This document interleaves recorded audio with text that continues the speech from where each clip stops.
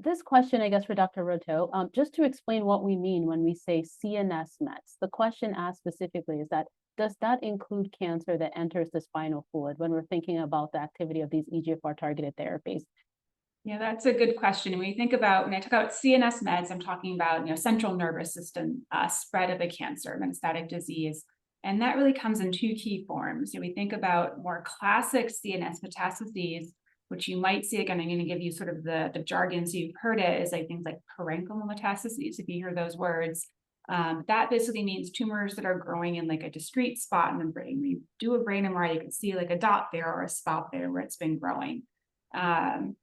The other form of spread to the central nervous system is what's called leptomeningeal disease. And that's disease that affects the fluid around the brain and spinal cord, the cerebrospinal fluid or CSF, and we're the lining of those areas.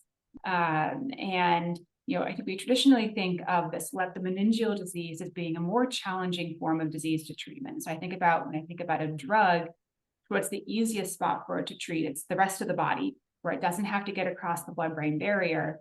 And then if it gets across the blood-brain barrier, kind of the next spot, kind of threshold, is treating kind of more regular CNS metastases like that develop as single spots. Those are probably a little easier to treat.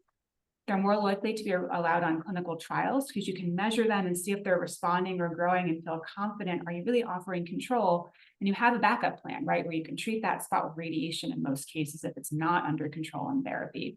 And then the most difficult form to treat, unfortunately, is this leptomeningeal disease, where it's diffuse. It's hard to see on scans.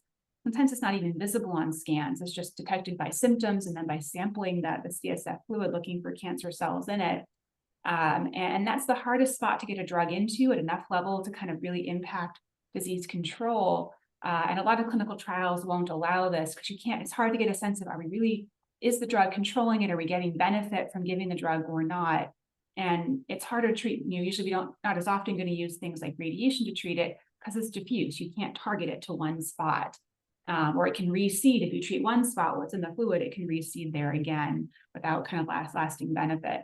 Now, a lot of our drugs that are active against CNS disease, the very highly active ones, often we've also seen activity against leptomeningeal disease. So when I talked about things like osimertinib, the EGFR inhibitor, or we talked about alectinib, an ALK inhibitor, these are highly CNS active drugs, where we also, I think, with reasonable confidence, hope for activity against this leptomeningeal disease.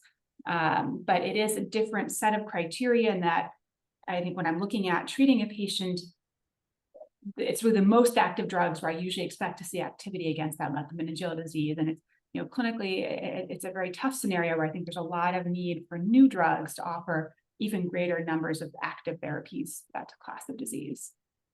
I agree. And I think also a space where we need more trial data that not exclusively, but at least intentionally enrolls patients with that phenotype of disease.